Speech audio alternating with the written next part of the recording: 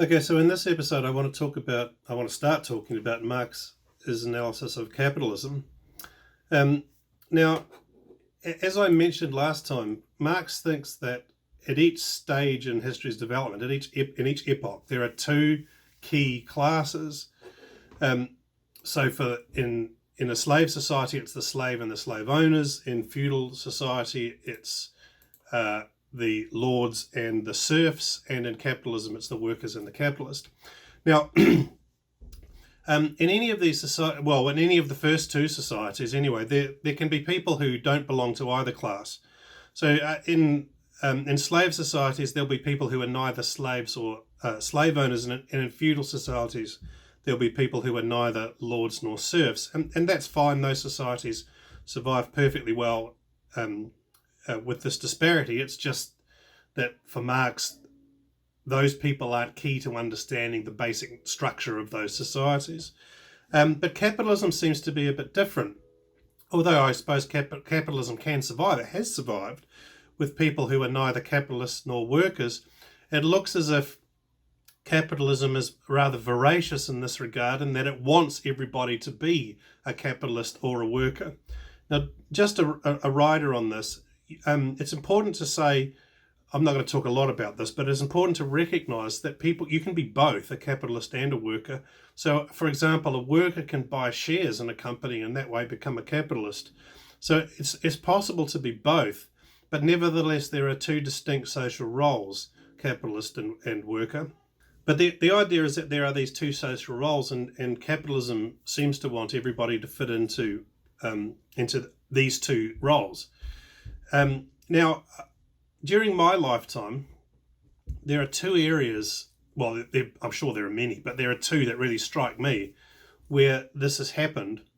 And one is in relation to sport, and the other is in relation to the university. And I think it would be useful to spend some time talking about these areas, and just my experience of them, and how my reflections on them, and how we might see these developments through a Marxist lens. So when I was a kid, there were lots of sports in New Zealand, Australia, England, Scotland, Wales. You could tell what sports I'm thinking of primarily here, and other parts of the world that were played on an amateur basis at a very high level. So rugby, for example, was played as up until pretty recently, was played on an amateur basis, although there was some payment and so on. But it was basically an amateur sport at international level, and it had been for a long time. It had been since its foundation, and this is why rugby league and rugby union split. Rugby league became professional more than 100 years ago, but rugby union stayed amateur. And that was thought to be very important to the game, because it wasn't just that people didn't get paid. It had a lot of amateur values, values to do with sportsmanship, to do with participation, to do with respect for the opposition, and so on. And one of the things that's really noticeable since rugby has become professional is that all of these values are under attack from the professionalism in the game. And there's a struggle to keep them alive, but nevertheless they're fading. And there are some really, in my life, there have been some really noticeable examples of this. So, for example, whether I do it anymore, I'm not sure, but I have been a volunteer rugby referee, and I volunteer refereeing for kids. So I've been refereeing people up to about the age of 13. So, and between about 8 and 13. And what's really remarkable about that is just how unbelievably competitive the kids' parents are. The kids are always all fine. I've never had any problem with the kids, but the parents are unbelievable. And sometimes you hear people say the most extraordinary things. Basically, people think, to just give you an example about this, the CEO of the North Harbour Rugby Union, where I live, is well, he used to be the coach of one of my kids' teams, and they recently, and rather controversially, ended representative rugby for children, and people wrote to him saying things like, you're depriving my son of his future career. I mean, this is how people are thinking of their 8-year-old kids. They think their 8-year-old kids are going to play professional rugby, and that's actually the vision that they've got for their kids when they're 8. I mean, that's not what it's supposed to be, right? It's supposed to be that here are the sport's amateur values. It's supposed to be a thing that kids can go along and play and have fun, meet friends, make friends for a lifetime, learn about, learn from sport about life, and so on and so on and so on. But more and more and more, the professional values are starting to take over the amateur values, to the point that even the parents of 8-year-old kids see it as a career choice for their children. Okay, and as time goes on, this pressure is increasing and increasing and increasing. So we've got to the point now where abusive referees, abusive players, violence committed against referees at children's games are becoming a real thing because of the pressure that's around it. So here's an area of life which, when I was a kid, was amateur and is now professional. So it was non-capitalist before, and now it's capitalist. Now, I'm not saying that was a bad thing. I'm not saying that was the wrong decision to make. I mean, I personally thought it was inevitable that, and again, this historical materialism, right? It was inevitable that rugby would go professional. I mean, it was decided by people. They had free will. They made that decision, but the socio-economic forces made it inevitable. So I'm not criticizing the move. What I just want you to get is to notice what's happened. That here's an area of life, and it's not just rugby, but other areas too, where we've moved from an amateur to a professional basis because capitalism has eaten up the academic game that used to exist. So another example of this is university, and I think a good way of capturing what happened to university is to relate a story to you that one of my colleagues who went to Yale, one of the stories that she tells about her experience at Yale. So when she got to Yale, there was an orientation, and the dean of the law school, she'd studied law there, the dean of the law school sat everybody down and gave them a talk about how they should treat their time at Yale. And what he said to the students was, look, he said, you've escaped the world for 3 years here. You're off the treadmill, right? You're off the treadmill. You're just here to study. No pressures on you. You don't have to worry about work. You don't have to worry about, the outside world. You're off the treadmill. You've got 3 years to just read, think, right, and make the most of the educative opportunities that you've got here. Worry about the real world later. Now, every year, I mean, it's one of the unfortunate things about having to do this online. I can't ask people directly, but if I were in class with you now, I'd be asking you how many of you feel that at this university, the university that I teach at, the university that most of the people watching this video are at, how many do you feel that your university is saying, don't worry, you're off the treadmill? Not at all. The message from this university is always bang, bang, bang, employment, employment, employment, right? The whole purpose of this university, the way it presents itself to people, is come to us because we'll get you a job. And I think this is more and more the case. And here we see the capitalism, as I say, voraciously eating up the traditional university environment. I've talked before about what university used to be like when I was an undergraduate. We got paid to go to university. We paid some fees, but I received much more. My bursary meant that I received much more, whatever it was called. I received much more by way of payment for coming to university than I had to pay to come. So basically, I was paid to come to university. People came to university as a way of finding out about themselves. They studied subjects for interest because they were just keen on doing it. I took subjects that I just was, I just looked through the list and said, that sounded interesting. I'd be interested to explore that. That's actually why I started doing philosophy. I didn't even know what philosophy was really, but it just seemed to me to be interesting. So I took it. If you had asked me what kind of job am I going to get studying philosophy, I would have said I had no idea. It wasn't why I was doing it. I was just doing it because, it seemed interesting to me. It's something that I wanted to know more about. But that world has completely disappeared. And it seems to me now that it's not only at university, long time before you come to university, you're supposed to have chosen a career. So, for example, law firms are going into schools and providing scholarships and so on, and with the idea that they'll hook students in to eventually working for their firms. So the pressure is coming on students who are 15, 16, maybe earlier than that, to make a decision about what kind of career they're going to pursue. So we've come from a world in which people would come to university and study subjects with no idea about what kind of career they wanted. They just studied subjects because they found the subjects interesting, and then they would find a career that would suit later. To actually, before you even come to university, you've decided what career you want, and the whole point of university is just to provide you with the qualification that you need in order to get a job. So I think the nature of university education has been radically changed. It's become capitalized, if I can use that term, during my lifetime in a really extraordinary way. And as you can probably tell by the way I'm talking, I think in an extremely detrimental way. I think university education, at least in the vast majority of institutions, has seriously suffered by this.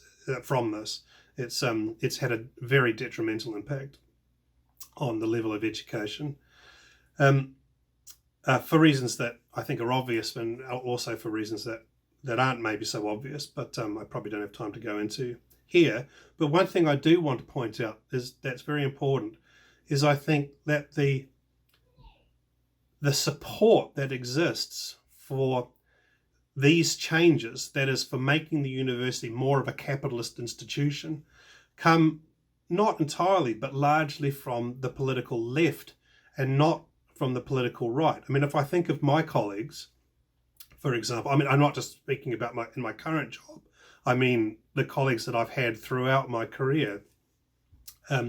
Generally speaking, it's those who are sort of conservative or those who are right-wing who think that these changes to university education have been a bad idea, and think that we should move back to a more sort of liberal education approach to education, or think that basically education, at university at least, we should view education as valuable for its own sake and not merely for the job that you could get. Whereas it's my more left-wing colleagues who are much more inclined to think that university education is a kind of vocational training. And I think that's very interesting because it's not necessarily what you would expect. It turns out that people on the right are more in sync with Marx than people on the left. But I think that's not as we go on, we'll see that that's perhaps not as surprising as you might at first think, because that happens quite commonly. And it's often the case that we'll see that people on today's left of politics have much less in common with Marx than people on today's right of politics. Now, one thing I do want to point out, very important, is that Marx had an ambivalent attitude towards capitalism. That's very important. He was not entirely negative towards not even remotely entirely negative towards capitalism. He thought, basically, to cut a long story short, he thought that capitalism was wonderful up to a point, right? It was very important. It achieved enormously important things. It was great. There was just serious problem with it. And we are going to study the serious problem. That's, everyone knows that Marx thought there was a serious problem with capitalism, but it's also important to study what he thought was really great about capitalism. It's very important to see that Marx is ambivalent. He's not wholly negative about capitalism at all. He's ambivalent about it. He thinks it's great in some ways and bad in other ways. And so let's spend some time looking at that. Now, what we're going to look at first is a passage from well, a couple of passages from Adam Smith's book, The Wealth of Nations. And Adam Smith is taken to be, the greatest celebrant of capitalism ever.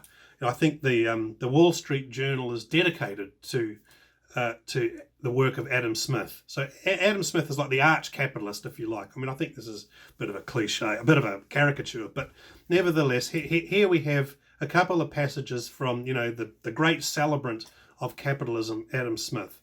Right. So in this first one, this very famous passage where Smith is talking about the division of labour, and what Smith actually did is he went on a big tour around the world, examining production, how things were produced around the world. And one of the places that he visited was a pin factory, and a factory that made pins. And and he's describing what he saw in this factory and the significance of it. He said, one man draws out the wire, another straightens it, a third cuts it, a fourth points it, a fifth grinds it at the top for receiving the head. To make the head requires 2 or 3 distinct operations. To put it on is a peculiar business. To whiten the pin is another. It is even a trade by itself to put them into the paper, and the important business of making a pin is, in this manner, divided into about 18 distinct operations, which in some manufactories are all performed by distinct hands, though in others the same man will sometimes perform 2 or 3 of them. I have seen a small manufactory of this kind where 10 men only were employed, and where some of them consequently performed 2 or 3 distinct operations. But though they were very poor, and therefore but indifferently accommodated with the necessary machinery, they could, when they exerted themselves, make among them about 12 pounds of pins a day. There are in a pound upwards of 4,000 pins of middling size. Those 10 persons, therefore, could make among them upwards of 48,000 pins in a day. Each person, therefore, making a 10th part of 48,000 pins might be considered as making 4,800 pins in a day. But if they had all wrought separately and independently, and without any of them having been educated to this peculiar business, they certainly could not each of them have made 20, perhaps not 1 pin in a day. That is certainly not the 240th, perhaps not the 4,800th part of what they are at present capable of performing, in consequence of a proper division and combination of their different operations. Okay, so that's Smith talking about the division of labour, and what he's saying there is, what's become a commonplace now, that the division of labour produces a massive increase in productivity. And in this next passage, we see him talking about the economic consequences of this. He says, were we to examine all the different parts of the most common artificer of day labour in a civilised and thriving country's dress and household furniture, the coarse linen shirt which he wears next to his skin, the shoes which cover his feet, the bed which he lies on, and all the different parts which compose it, the kitchen grate at which he prepares his victuals, the coals which he makes use of for that purpose, dug from the bowels of the earth and brought to him perhaps by a long sea and a long carriage, all the other utensils of his kitchen, all the furniture of his table, the knives and forks, the earthen or pewter plates upon which he serves up and divides his victuals, the different hands employed in preparing his bread and his beer, the glass window which lets in the heat and the light and keeps out the wind and the rain, with all the knowledge and art requisite for preparing that beautiful and happy invention without which these northern parts of the world could scarce have afforded a very comfortable habitation, as he was a Scot,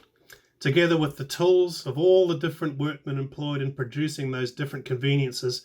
If we examine, I say, all these things and consider what a variety of labour is employed about each of them, we shall be sensible that without the assistance and cooperation of many thousands, the very meanest person in a civilised country could not be provided, even according to what we very falsely imagine the easy and simple manner in which he is commonly accommodated. Compared indeed with the more extravagant luxury of the great, his accommodation must no doubt appear extremely simple and easy, and yet it may be true, perhaps, that the accommodation of a European prince does not always so much exceed that of an industrious and frugal peasant, as the accommodation of the latter exceeds that of many an African king, the absolute master of the lives and liberties of 10,000 naked savages. Now, first of all, let's just ignore the chauvinism, the cultural chauvinism of the last part of this passage. Let's just put it aside. We can get angry about it, but what's the point? We won't learn anything from Smith if we do that. What Smith is saying is one thing that's very important, is worth thinking about, is how much we take for granted. And Smith is pointing that out in this passage, how much we take for granted in our lives, how the complexity of the social relations that are required in order to bring things to us that we hardly ever think about. Now, maybe we're, during lockdowns and panic buying in supermarkets and so on, we're starting to become a bit more aware of that than we would normally be. One thing for me at the moment that I'm very aware of is, the difficulty of obtaining flour. Who would have thought that there'd be a shortage of flour in the 21st century? But there is, and you just think about the complex mechanisms by which these things are brought to us. But the key point that Smith is making for our purposes is that capitalism has made people much, much more wealthy than they would otherwise have been. And that's true of, as he puts it, the people who are doing extremely well in capitalist societies, but it's true of the people who are doing poorly in capitalist societies too. So there are people in the society in which I live, for example, who are living in conditions that in my own view are unacceptable. They live in damp houses, crowded, and they're not environments, the children aren't getting enough food, and so on. But nevertheless, Smith is saying, but look, under feudalism, these people would have just starved to death. All right, so it's important to recognize what capitalism has made possible. It has produced an enormous increase in wealth, and it would simply be wrong to deny that. And what's absolutely crucial is that we see that Marx never had any intention of denying it. Check out this passage, for example, from the Communist Manifesto. The bourgeoisie, during its rule of scarce 100 years, has created more massive and more colossal productive forces than have all preceding generations together. Subjection of nature's forces to man, machinery, application of chemistry to industry and agriculture, steam navigation, railways, electric telegraphs, clearing of whole continents for cultivation, canalization of rivers, whole populations conjured up out of the ground. What earlier century had even a presentiment that such productive forces slumbered in the lap of social labour? If anything, in this passage, Marx is celebrating capitalism more than Smith ever did. What Marx is saying here is that in 100 years, capitalism has achieved more than the entire history of humankind up until that point. All right, in terms of production, in terms of wealth, in terms of providing for living and so on. This is a paean to capitalism. This is a celebration of capitalism. Now, this very idea that capitalism has produced a lot of wealth is often asserted by opponents of Marx as if it wasn't a criticism of Marx, but it's clearly not a criticism of Marx at all. Marx is well aware of it.